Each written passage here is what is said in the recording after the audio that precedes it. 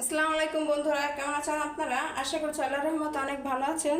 আলহামদুলিল্লাহ আমি অনেক ভালো আছি। আপনারা যে যেখান থেকে আমার ভিডিওটি দেখছেন প্লিজ আমার চ্যানেলটি সাবস্ক্রাইব করে দেবেন, একটি লাইক করে দেবেন, কমেন্ট করে দেবেন।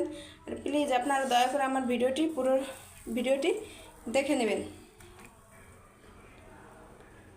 আমি এখানে কড়াই বসিয়ে দিয়েছি, কড়াইটা গরম হয়ে গেছে। এর মধ্যে আমি দিয়ে দিলাম সয়াবিন তেল। এখন আমি এই তেলের মধ্যে দিয়ে দিব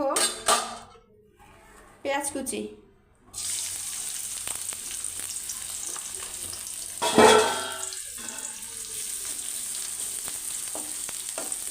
পেঁয়াজটাকে একটু ভেজে নিতে হবে।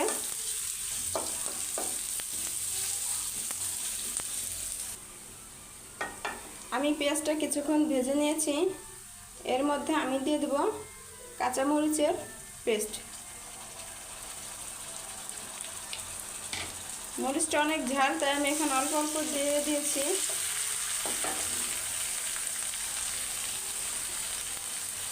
এখন আমি এর মধ্যে দিয়ে দেব জিরা রসুন বাটা।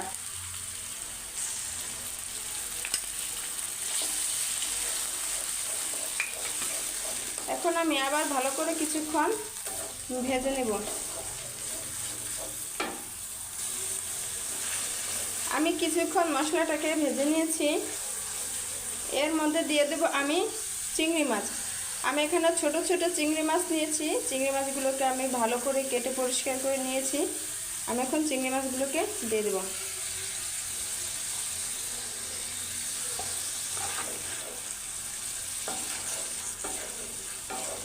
আমি এখন মাছটাকে আবার কিছুক্ষণ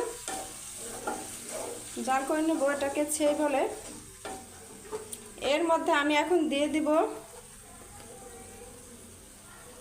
হলুদের গুঁড়া আর দিয়ে দিব আমি লবণ।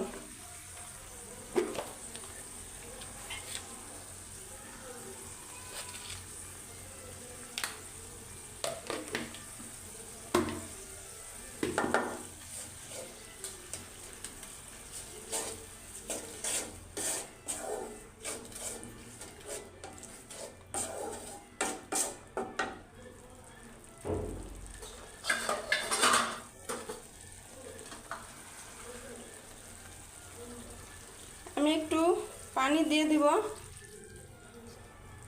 আর এখন আমি ঢাকনা দিয়ে ঢেকে দেব।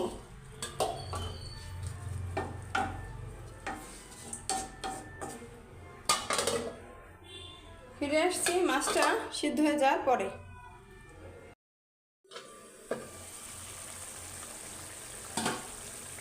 দেখুন চিংড়ি মাছটা আমার সিদ্ধ হয়ে গেছে। আমি ভেবেছিলাম এটা মনে হয় আমাদের দেশি চিংড়ি মাছ, কিন্তু না, এটা দেশি চিংড়ি মাছ না। চিংড়ি মাছটা তেমন বেশি একটা লাল হয়নি। আমাদের দেশি চিংড়ি মাছ তো অনেকটাই লাল হয়ে যায় চুলায় দেওয়ার সাথে সাথে। তবে চিংড়ি মাছটা বেশি একটা হয়নি, হালকা হালকা কোনো রকম হালকা হালকা হয়েছে। যাই হোক, চিংড়ি মাছটা সিদ্ধ হয়ে গেছে। আমি এর মধ্যে দিয়ে দিলাম আমার ধুয়ে রাখা লতি।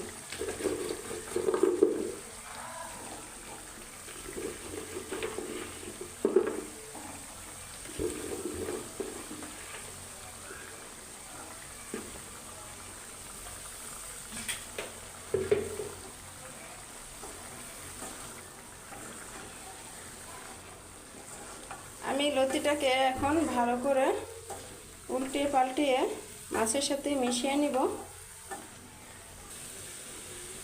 আমি ভালো করে মশলার সাথে লতিটাকে মিশিয়ে দিয়েছি। এর মধ্যে আমি দিয়ে দেব পানি। লতিটা সিদ্ধ হয়ে যাওয়ার জন্য আমি এখানে পানি দিয়ে দিয়েছি 1 কাপ। লতিটাকে আস্তে আস্তে রাখতে হবে, লতিটা যেন একেবারে গলে না যায়। এখন আমি দিয়ে দেব ঢাকনা।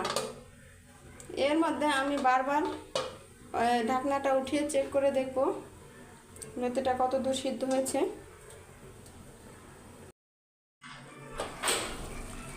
দেখুন আমার লতিগুলো সিদ্ধ হয়ে গিয়েছে। এখন শুধু পানিটা টানার পালা। হ্যাঁ, আর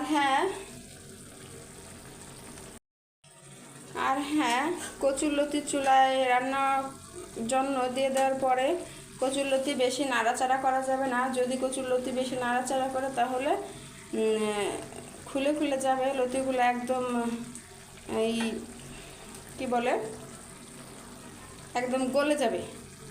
ওই জন্য আমি এভাবেই আঁচটা বাড়িয়ে দিয়ে আমি পানিটাকে ভালো করে টানিয়ে নিব। দেখুন বন্ধুরা, এখানে আমার লতিটা একদমই আলাম আলাম রয়েছে, একদমই ভেঙে যায়নি, গলে যায়নি।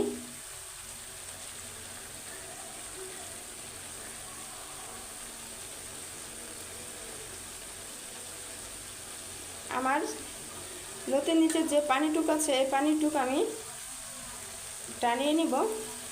আপনাদের যদি আমার ভিডিওটি ভালো লাগে প্লিজ আপনাদেরকে আবারও রিকোয়েস্ট করে বলছি, আমার চ্যানেলটি সাবস্ক্রাইব করে দেবেন, লাইক করে দেবেন, কমেন্ট করে দেবেন, পাশে থাকা বেল আইকনটি বাজিয়ে দেবেন। ভালো লাগলে ভিডিওটি বন্ধু বান্ধবদের মধ্যে শেয়ার করবেন। আমার পুরো ভিডিওটি আপনারা ধৈর্য ধরে দেখার জন্য আপনাদেরকে অসংখ্য অসংখ্য ধন্যবাদ। আবার দেখা হবে পরবর্তী অন্য কোনো ভিডিওতে।